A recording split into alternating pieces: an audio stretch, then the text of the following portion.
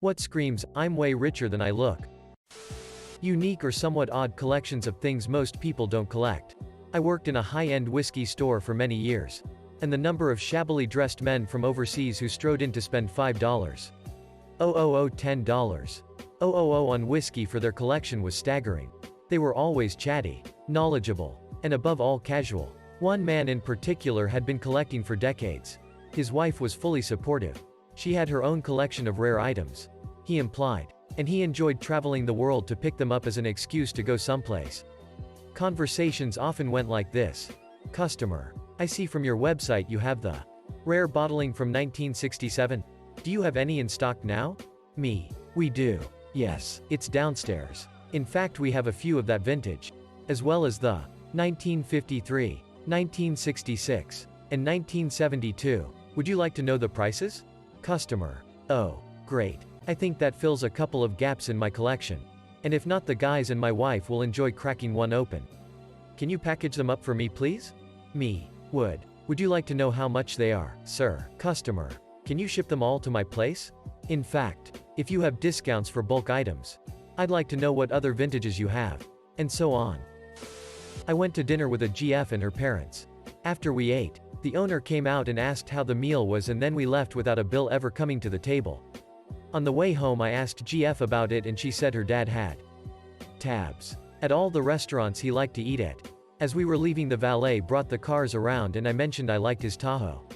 I asked what year it was, and he kind laughed and said whatever is the newest one. I didn't know he owned a car dealership in another city. I work at a luxury resort. People call to book rooms with me all day, and they aren't cheap. I can tell when it's obvious a young couple who had to scrape together the dough for the cheapest room. But every once in a while I'll get a call from someone who casually calls and asks to book the biggest room without asking for the price. They know exactly what they want, and the price means nothing to them. 5K a night, no biggie. Here is my card number. I represented a guy who is rich. I mean as in filthy. Owns buildings, plural, in Manhattan. I was in-house counsel to his company. So one day he comes to my office and tells me he needs me to go to a meeting with him cross town and about 30 blocks north. He tells me to wait, he has to get the car.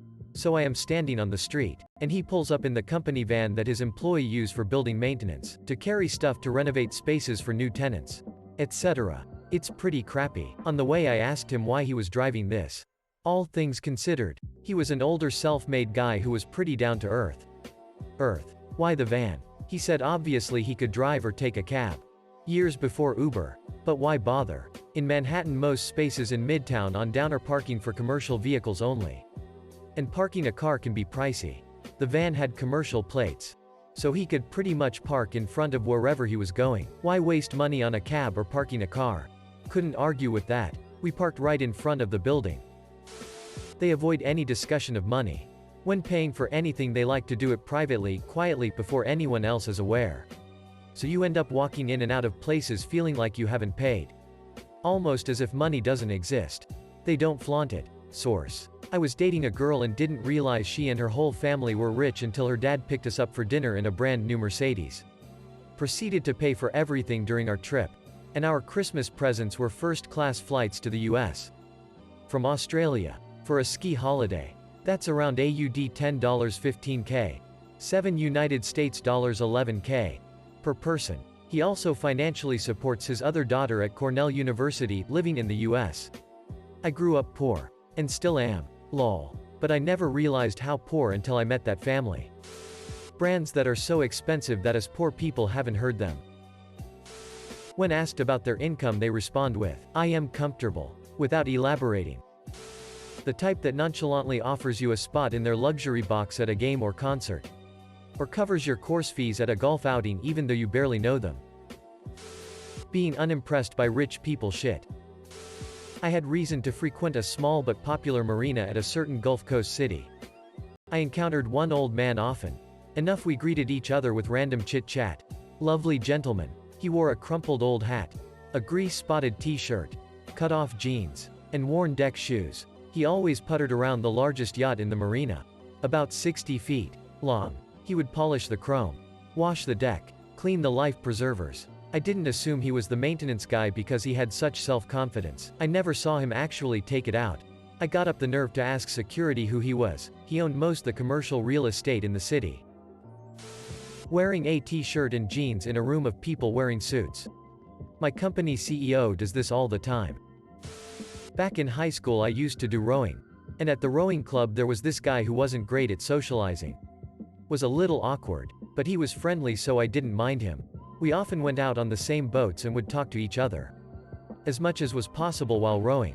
And at the end his dad would always pick him up afterwards wearing sweatpants, slippers and a hoodie. You might understand why. Then, I didn't believe my friend when he told me that they were one of the richest families in the world. I looked them up, and sure enough, there they were, worth an estimated $15.5 billion. Now whenever I see someone out in public looking like they're wearing what they slept in, I always assume they're mega rich and don't care about a thing anymore. Not knowing prices for common household items, foodstuffs. Either they're getting the super deluxe version and don't know the standard price, or they haven't done their own food shopping for years. Edit. To clarify, it's not about knowing the exact price of a product. Most don't. But having no real conception of even a ballpark figure. Being used to buying vastly more expensive things.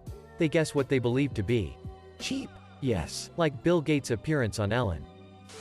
Not flexing your stupid brand clothing. If they are over 60 but have perfect teeth. This applies more in countries other than the US because everyone seems to have perfect teeth there. Really good teeth cost a lot of money. My boss drives a $2,000 Mercedes from the 80s. Usually wears jeans and shitty clothes at all times.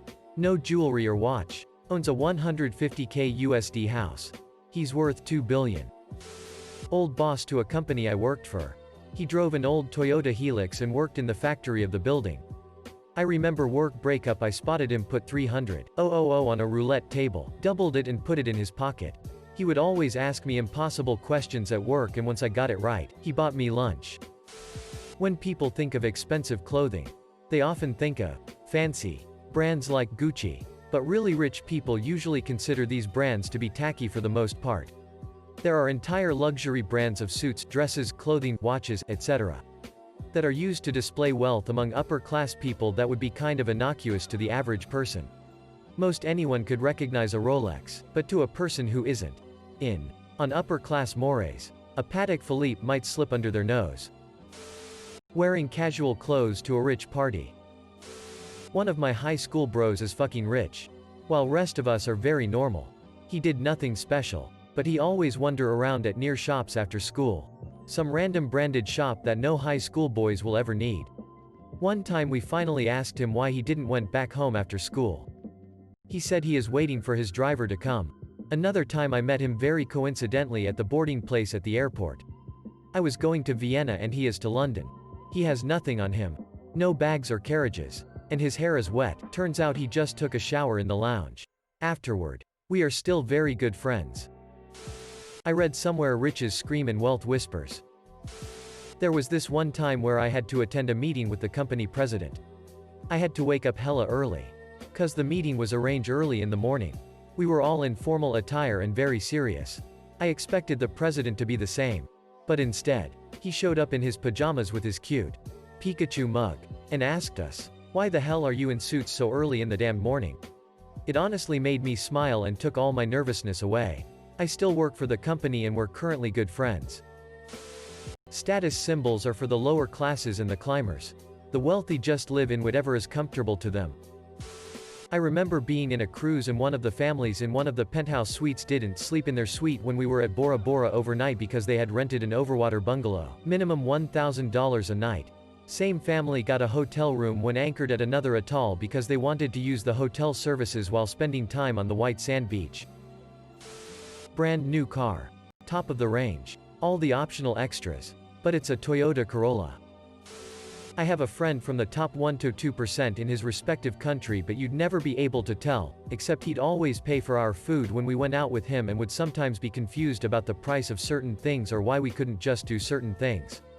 Because they'd require big amounts of money. Another certainly wealthy foreign friend invited my entire family to stay in his family's second house. He never talks about money, but it somehow slipped that he's got a golden credit card, although I don't know the implications behind having such. Or a wealthy family I used to live with. We went to McDonald's drive-thru in our pajamas several times. Very carefree. Going on multiple family vacations a year and not bringing back many trinkets. A lot of small in-the-know things. Like a certain wristwatch that costs a fortune but for most people is indistinguishable from afar. From say a 2000 watch, or a really expensive pen. There's a lot of famous really expensive looking clothes and accessories like Dolce & Gabbana or Mont Blanc. Stuff that's noticeable and recognizable. But then there's a whole bunch of way more discreet fashion and design brands that can cost a tenfold more and are at first glance indistinguishable from the normal high price range. They usually have a discrete logo or a distinct feature by which you can tell them apart. While they certainly have a good quality lots of times, their price-performance ratio is basically non-existent. So I think they exist only for the precise purpose of saying I'm way richer than I look.